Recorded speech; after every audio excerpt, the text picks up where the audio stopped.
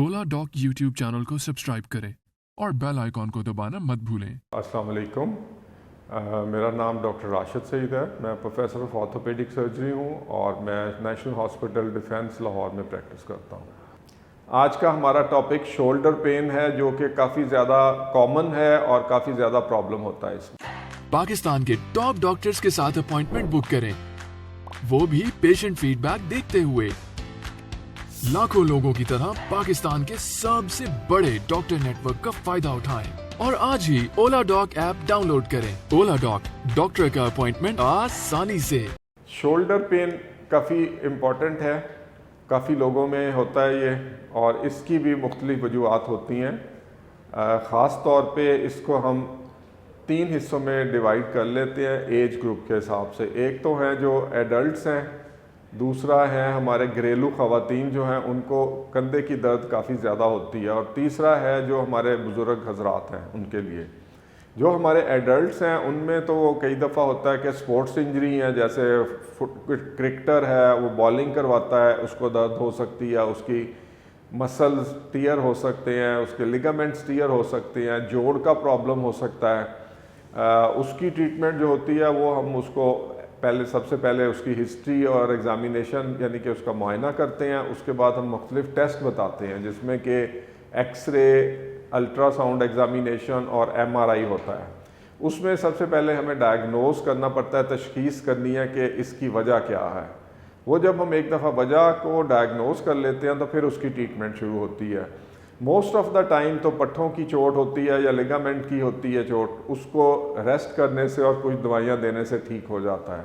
लेकिन बाज़ औक़ात ये होता है कि अंदर से पट्ठा अगर डैमेज हो गया तो उसकी रिपेयर करनी पड़ती है या उसका मुआयना करके उसको अकॉर्डिंगली ट्रीट करना पड़ता है। इसी तरह अगर हम ख़वातीन का लें तो जो ख़वातीन घरेलू काम करती हैं, जैसे घर का काम है, खाना बनाना है, सफाई करनी है, बाकी घरेलू काम, कपड़े इस्त्री करने हैं, तो उनका शोल्डर का इस्तेमाल बहुत ज़्यादा हो जाता है, उसकी वजह से भी पेन हो जाती है उनको। तो उसमें जो है वो भी देखना पड़ता है कि क्या वजह हुई है, कोई चोट तो नहीं लगी या ज़्यादा ओवर वर्क की वजह से हुआ है, तो वो भी रेस्ट और दवाइयों के साथ बेहतर होता है। मूवमेंट पे डिपेंड करता है कि आप उसको, हम जो एक्टिविटीज़ कहते हैं कि अपनी चेंज कर लें थोड़ी सी। अगर आप राइट हैंड ज़्यादा यूज़ कर रहे हैं तो थोड़ा सा लेफ़्ट हैंड भी यूज़ करना शुरू कर दें। उसके बाद आपके सोने का जो पोस्चर है कि अगर आप एक कंधे के ऊपर साइड लेके सोते हैं तो हो सकता है कि उसकी वजह से भी आपको तकलीफ़ होनी शुरू हो जाए, तो उसको आप अपनी करवट जो है वो चेंज कर लें, सीधा सोना शुरू कर दें या दूसरे कंधे पे कभी सो जाएं। तो इस तरह बदल बदल के आप पोजीशन को करें तो वो एक किस्म का उसी कंधे को रेस्ट मिल जाएगा, जिससे कि वो बेहतर हो जाएगा। दूसरा मेडिसिन होती हैं, एक्सरसाइजेज और फिजियोथेरेपी का काफ़ी रोल है इसमें। फिजियोथेरेपी में बहुत किस्म की वर्जिशें होती हैं, कुछ उसके बाद कुछ रेड लैम्प के साथ हीट देते हैं, कुछ उसके बाद कोल्ड स्पॉन्जिंग करते हैं, वर्जिशें करवाते हैं, तो उससे भी काफ़ी बेहतर हो जाता है। अगर ये भी बेहतर ना हो तो फिर हमें कई दफ़ा कंधे में टीके का इस्तेमाल करना पड़ता है, जो कि ज़्यादातर स्टीरॉयड होता है, लेकिन कई दफ़ा जेल वाला इंजेक्शन भी या PRP भी लगाया जाता है, तो उससे आपकी पेन जो है वो बेहतर हो जाएगी। फिर उसके बाद कुछ लोग जिनको शुगर है या जिनमें विटामिन D की कमी है, उनमें भी काफ़ी ज़्यादा ये कंधे का प्रॉब्लम है। ख़ास तौर पे शुगर वालों में तो बहुत ज़्यादा है, इसलिए जब उनको एडवाइज़ करते हैं कि अपनी शुगर की ट्रीटमेंट करवाएं। जब शुगर ठीक होती है तो कंधा भी ठीक होना शुरू हो जाता है। ज़ाहिर है कि उसके लिए कुछ फिजियोथेरेपी और दवाई भी देनी पड़ती है। तीसरा ग्रुप आ जाता है जो हमारे यंग एडल्ट्स हैं, फ्रैक्चर्स वगैरह हो जाते हैं, उनमें रोड साइड एक्सीडेंट होता है, उसमें अगर कोई फ्रैक्चर हो जाए या कई दफ़ा कंधा डिसलोकेट हो जाता है तो उसका तो फौरी तौर पे मरीज़ को हॉस्पिटल लेके जाना पड़ता है, वहाँ पे उसकी ट्रीटमेंट होती है। और अगर खुदा न खास्ता कंधा डिसलोकेट हो जाए या जोड़ जिसे हम कंधे का कहते हैं निकल जाए, तो उसको चढ़ाना फौरी तौर पे बहुत ज़रूरी है। अगर उसकी एहतियात ना की जाए तो वो फिर बार बार कंधा उतरना शुरू हो जाता है, जो कि एक काफ़ी डिफ़िकल्ट प्रॉब्लम हो जाता है और उसकी फिर सर्जरी करनी पड़ती है।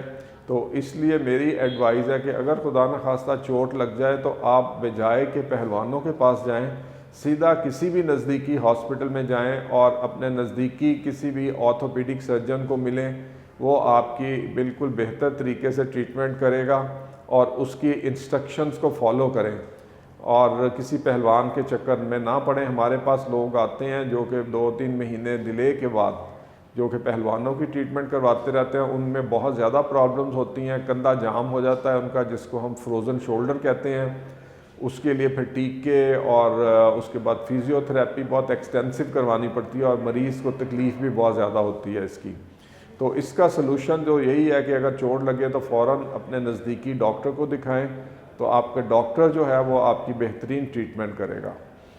उसके बाद एल्डरली लोग जो हैं उनमें भी कंधा जाम होने की बहुत ज़्यादा शिकायत होती है, जो कि मरीज़ कंप्लेन करता है कि मुझे कंधे की दर्द हो गई है और उसको अपना रोज़ाना का काम जिसमें कि बाल बनाने, बटन बंद करने, नहाना, उसमें बहुत सारी तकलीफ़ होती है, तो अपने रोज़ाना के काम भी करने मुश्किल हो जाते हैं। ये तकलीफ़ रात को बहुत ज़्यादा बढ़ जाती है और मरीज़ को रात को नींद नहीं आती तकलीफ़ की वजह से। तो इसको जो है प्रॉपरली एड्रेस करना चाहिए, डॉक्टर को मिलें और उसमें जो है वो ट्रीटमेंट वो देंगे, मेडिसिन देंगे, रेस्ट करवाएंगे, अगर ज़रूरत हुई तो कंधे में टीका लगाएंगे। और सम टाइम्स हमें अगर बहुत ज़्यादा कंधा जाम हो तो मरीज़ को बेहोश करके कंधा चलाना पड़ता है, तो वो तो बहुत एक्सट्रीम कंडीशन में होता है। आप वहाँ तक मर्ज़ को ना लेके जाएं कि जहाँ पे कि हमें हॉस्पिटल में दाखिल करके आपका इलाज करना पड़े। इसलिए ये कोई भी आपको तकलीफ़ हो, फौरी तौर पे आप अपने डॉक्टर को दिखाएं और ऑर्थोपेडिक सर्जन को मिलें, तो शुरू में ही मर्ज़ को पकड़ लें तो बेहतर होता है। और तीसरा जो है अपनी डाइट का बहुत ख्याल रखें, जिसमें विटामिन डी का इस्तेमाल, दूध है, दही है, वो इस्तेमाल करें, ताज़ा सब्ज़ियाँ, ताज़ा फल इस्तेमाल करें, थोड़ी सी रूटीन में एक्सरसाइज करें और सेहतमंद रहें। शुक्रिया। अगर आपको इस तरह का कोई मसला हो तो आप मेरी अपॉइंटमेंट के लिए ओला डॉक पे अपॉइंटमेंट बुक कर सकते हैं।